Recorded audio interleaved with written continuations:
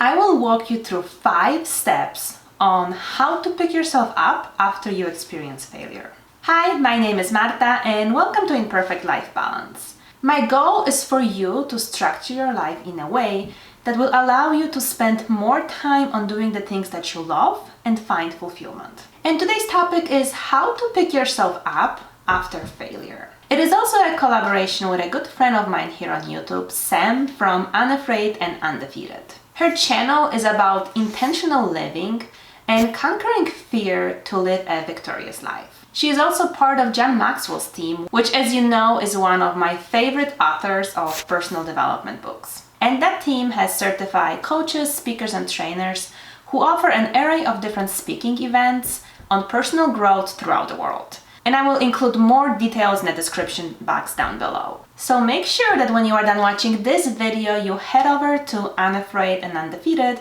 and check out Sam's video to see her tips on picking yourself up after a failure. So let me start by saying that I have failed, and I have failed a lot.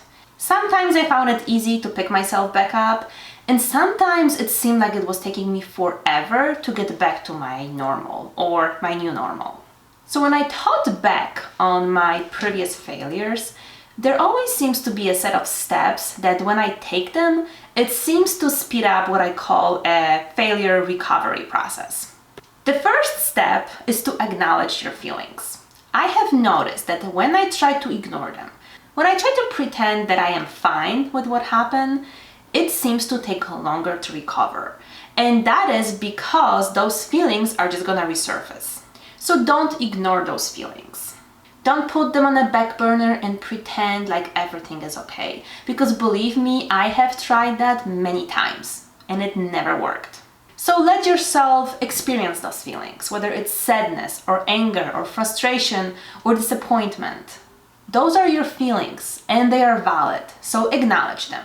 Now that you have let yourself experience those emotions, you can move on to step number 2, which is to address them. You need to find a way to deal with those emotions in a positive way. And different types of emotions are going to require a different approach. And we are all different, so one size is not going to fit all. Each of us is going to have to find a specific way to deal with a specific type of failure that works for us. But I'm going to give you some examples.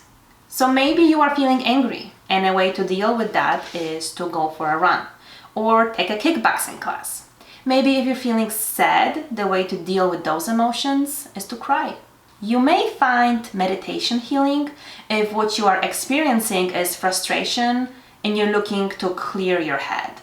You might also find journaling helpful if you are really trying to figure out how to deal with your emotions, what you're feeling, and how to move forward.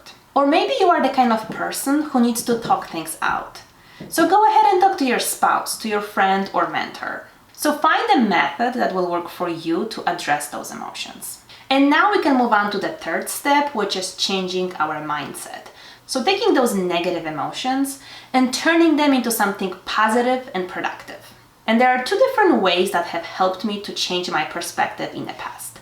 The first one is to look back at my previous failures and successes that came after that. So I'm looking for situations in my past where I have experienced failure, but I was able to pick myself up and made something really positive out of that situation. And that helps me gain self-confidence because I have done it before.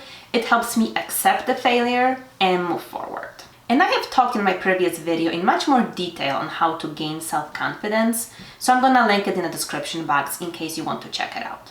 And the second way that helps me change that perspective and change my mindset is thinking about successful people that have experienced failure. So I think about people like Dave Ramsey, who was bankrupt before he launched his very successful personal finance business. I think about Michael Jordan, who is a legendary basketball player. And there is a famous quote by him when he talks about failure, and he talks about how he missed 9,000 shots in his career and how he have lost almost 300 games and how 26 times he has been trusted to take a winning shot and lost.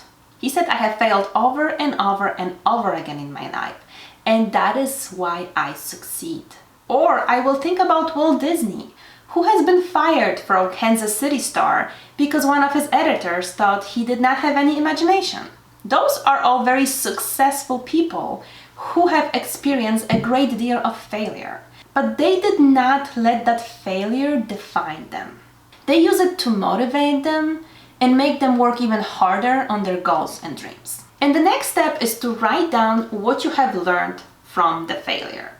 And that is both about the situation itself and what you have learned about yourself. So for the situation itself, write down things like what would you have done differently? Maybe it was a business opportunity. Did you miss any warning signs? Did you not dedicate enough time? What was the root cause of that failure? And then write down those lessons about yourself. What have you learned about yourself from a given failure? Maybe you have learned that you let the emotions take over the rational thinking. Did you have bias going into a given situation that made you fail? Did you purposely ignore the warning sign because you did not want to deal with it? Maybe that's your personality trait that you need to address. And the point of this step is to make sure that the failure that you have experienced is not gonna go to waste, so to speak. We want to learn from it. We want to make sure that we do not repeat the same mistakes again in the future. And going through this step right away is gonna help you put it behind you. Because I have noticed that if I don't address this right away, I'm gonna go back to the situation again in a few months, analyzing and reanalyzing what happened, why did it happen, what could I have done differently. So instead of going through that, I deal with it right away. So I'm really dedicating time to think about it, to analyze it, to take out any lessons learned from it, and then I can just move forward and put that failure behind me. And step number 5 is something to keep you inspired and motivated as you move forward.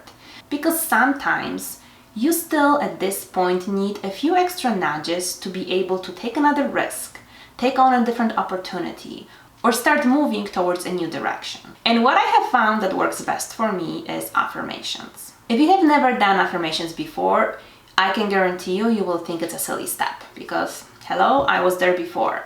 I thought it was silly and unnecessary step and I never saw how that could actually work. But I tried and it works.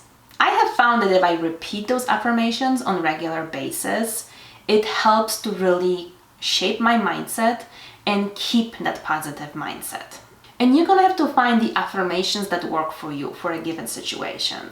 And there's plenty of them. You can Google them, you can go on Pinterest. Both of those sources are great to find different types of affirmations, and either save them on your computer, print them out, have them available so you can keep repeating them on a daily basis. Or if there is a particular affirmation that really resonates with you, I would suggest printing and framing it and putting it somewhere that is visible for you so you can reference it throughout the day. And I'm going to give you 3 examples of affirmations and quotes for failure.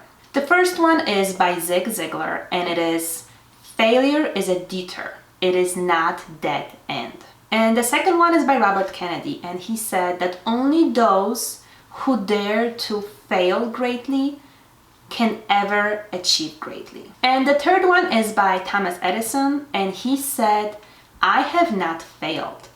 I have only found 10,000 ways that won't work." So these are the ones that really work for me when I experience failure, but make sure you explore some other ones if those don't speak to you.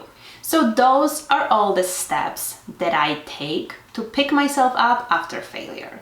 Now you are ready to take on another challenge or opportunity and keep moving forward.